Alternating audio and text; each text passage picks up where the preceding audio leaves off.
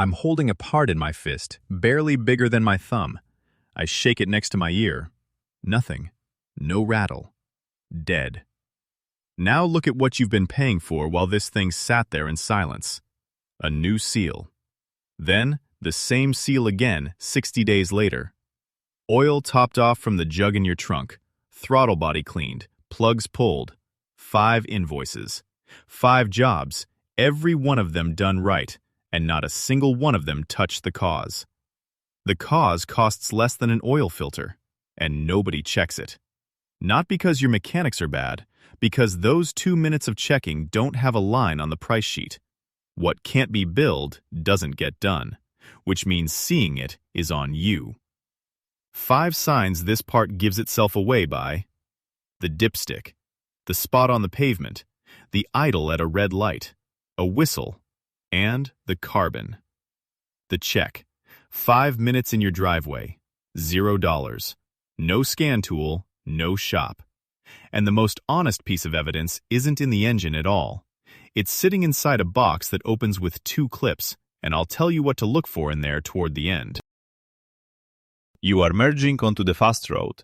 Same slip road you have used for years, same gap in the traffic you have taken 1,000 times.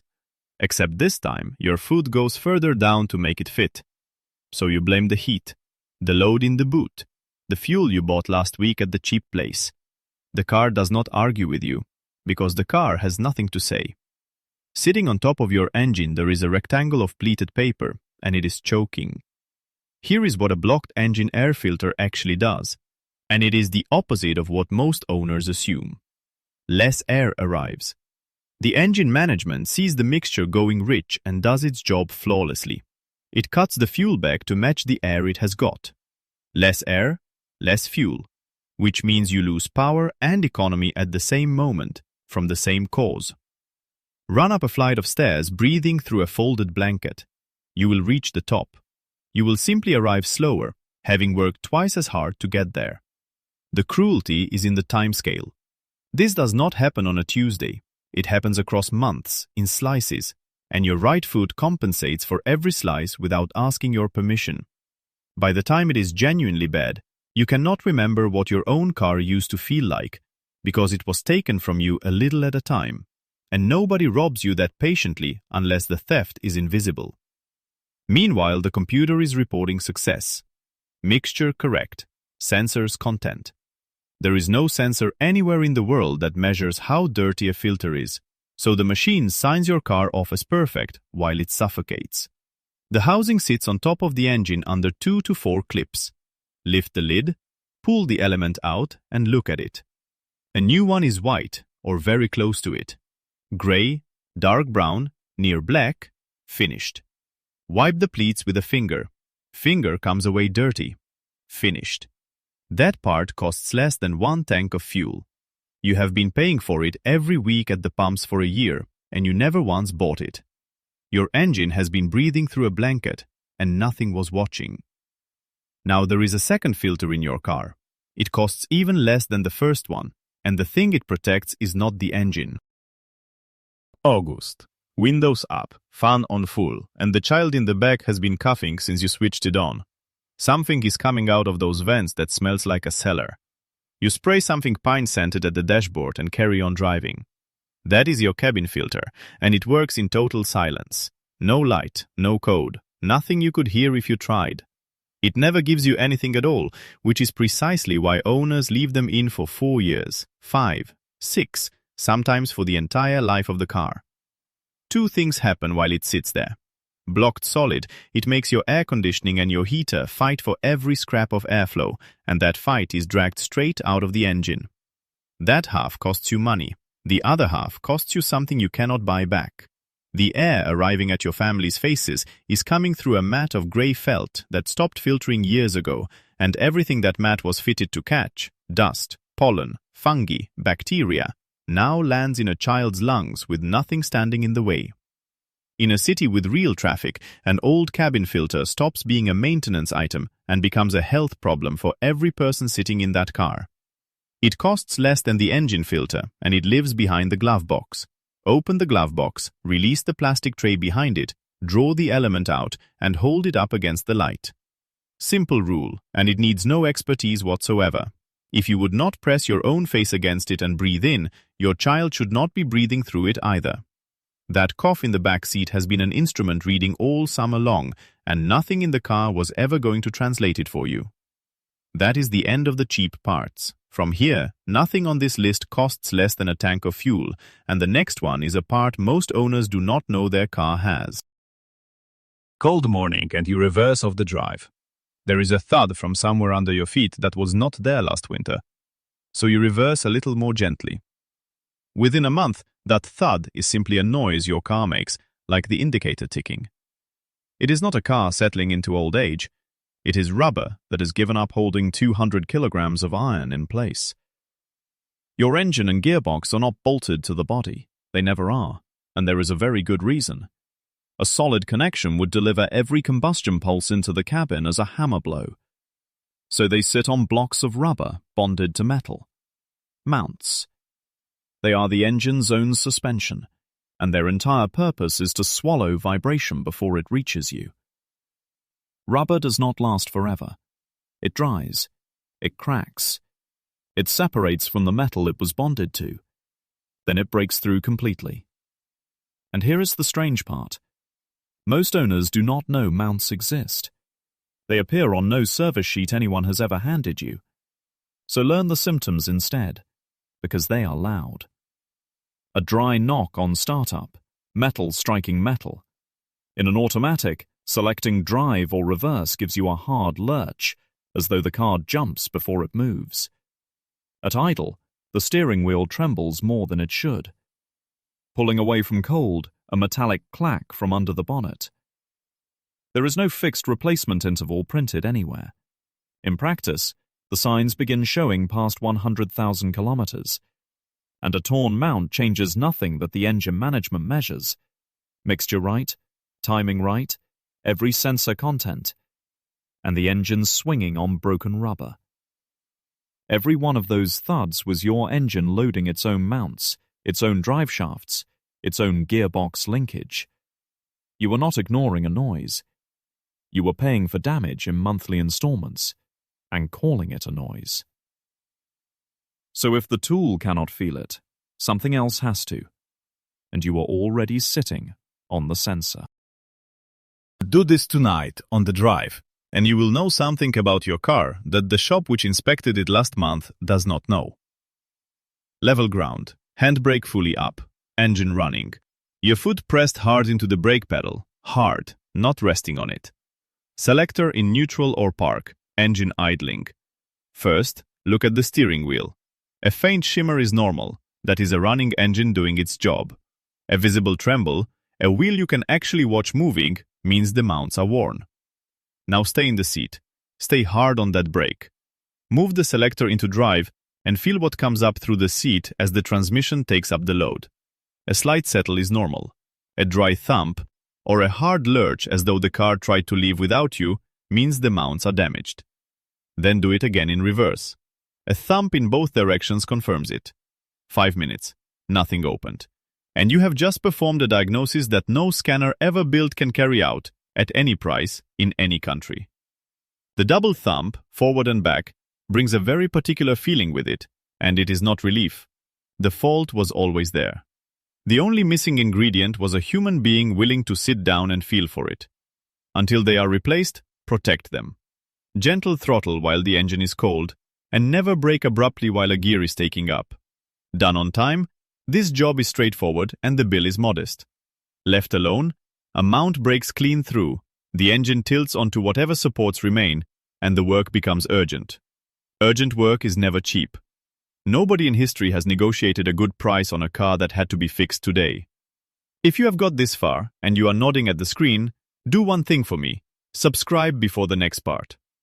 The last two on this list are the ones I have watched end badly, and I would rather you heard them from me than discovered them yourself, at speed. Because once you accept that the seat beneath you is an instrument, you have to ask what else it has been telling you. There is a sound you have already heard on a long, wet curve and filed away as tire noise. Motorway, an hour into the journey. There is a low hum you decided was coarse asphalt somewhere back near the last services. Then you take a long right-hand curve and the hum swells. You come off onto a left-hand slip road and it vanishes entirely. That is not the road answering you. That is a wheel bearing telling you which corner of your car it lives in. A bearing carries the whole weight of that corner while letting the wheel spin. Purely mechanical. There is no warning light for a bearing at any point in its death, not early, not late, not on the day it comes apart. Everybody knows the famous howl. Here is what almost nobody knows. The howl is not the beginning of the failure. The howl is the end of it. The beginning is that faint hum which rises and falls with your speed and changes character when the car leans. Load one side in a long curve and the noise grows or disappears.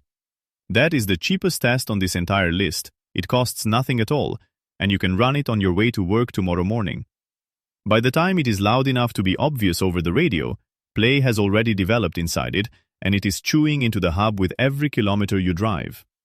If you can get that wheel off the ground, put your hands at the top and bottom of it and rock it. Listen for a knock. That knock is play, and play does not heal. Left long enough, the bearing takes the hub with it. Sometimes the drive shaft too. And in the worst version of this story, the wheel does not stay where it belongs. So the noise stops being road noise the moment you understand it and turns into a countdown you have been listening to for weeks without knowing what was being counted. At least a bearing warns you. It broadcasts continuously on a channel only a human ear can receive, while the diagnostic board has no idea the conversation is taking place.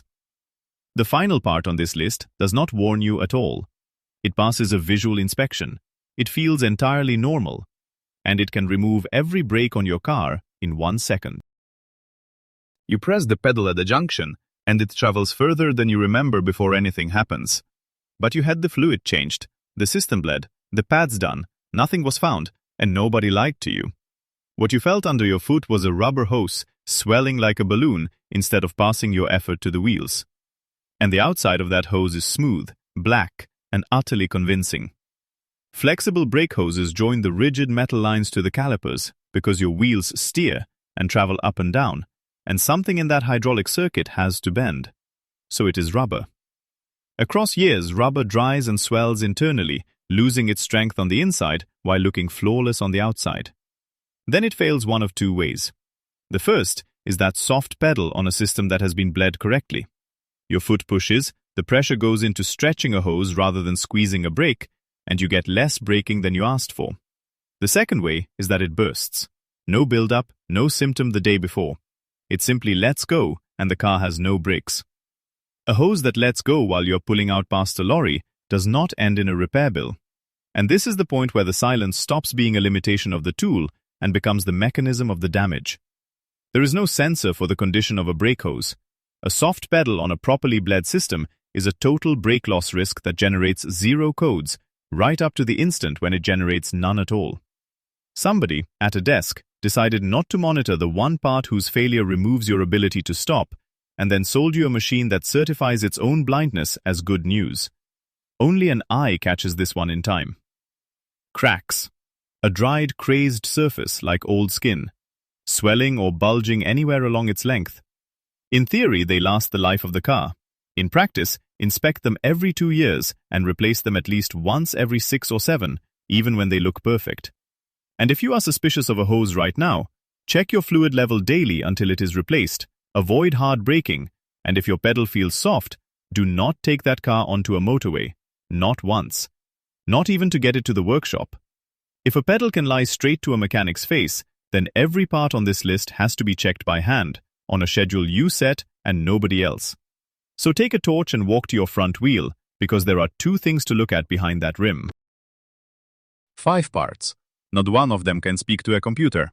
Every single one of them has been speaking to you. The filters steal your power and your clean air. The mounts let the engine hammer itself apart while every sensor reports contentment. The bearing hums politely for weeks before it howls. And the hose lies to your foot right up until the day it stops lying. Here is the brake inspection, and it needs a torch and nothing else. Engine off, level ground. At each of the four wheels, look behind the rim and find the black rubber hose running down to the caliper. Cracks, dryness, crazing, swelling, any one of those, and that hose comes off the car. While you are down there, read the pad. You want at least 3 millimeters of brown or black friction material remaining. Thinner than that, or if you can see bare metal backing plate, it is urgent. A pad left to run scores the disc, and a small bill becomes 3 times that bill. Now the part nobody advertised to you. The intervals in your handbook were written for a cleaner world than the one you actually drive in. The real numbers. Engine air filter. Every 15,000 kilometers in city traffic. Not the 20 to 30,000 printed in your manual. Because city air is dust and brake dust, not the laboratory air that number came from. Cabin filter. Every 10 to 15,000, not 30. The cheapest thing you will ever buy that your family breathes through. Brake hoses, inspected every 2 years, replaced every 6 or 7, regardless of how convincing they look, because looking fine is exactly what a bad hose does best. Mounts, examined properly around 100,000 kilometers, and sooner if you hear that thud into drive. Bearings, tested by ear on every long curve you drive. Free, forever, starting on your next journey. And the test I promised you at the start, the one with no tools and nothing opened, that was the seat test, and it is already yours. Handbrake up, foot hard on the brake, watch the wheel for the tremble, then feel for the thump in both directions. Run it this weekend, and run it twice. Repeat the whole round every 3 to 6 months, and most of this never reaches you as a bill at all. Your program for today: 1 torch, 20 minutes, on the drive. Look behind all 4 rims at the hoses and the pads. Open both filter boxes and judge what you find against white. Then the seat test, forward and back. It costs you an evening. And that is a large part of the difference between a car that reaches 300,000 kilometers and the car that dies at 100,000. There are 2 kinds of owner out there. The ones who spend a little and travel calmly, and the ones who live on expensive surprises. So which one are you? The owner who trusts the printout because a machine has no reason to lie and a trained mechanic signed it, or the owner who trusts his own hands and his own ear, even though nobody ever taught him what he's feeling for? Both have a case. Both have been caught out. Put your side in the comments and put the symptom with it, the knock, the hum, or the soft pedal. Whichever one you name, somebody reading is driving on the same thing tonight. And there is one more part on a used car that behaves exactly like these 5. No code, no light, no warning. Except this one leaves you standing at the roadside with a car that will not move at all. Subscribe, and I will show you that one next.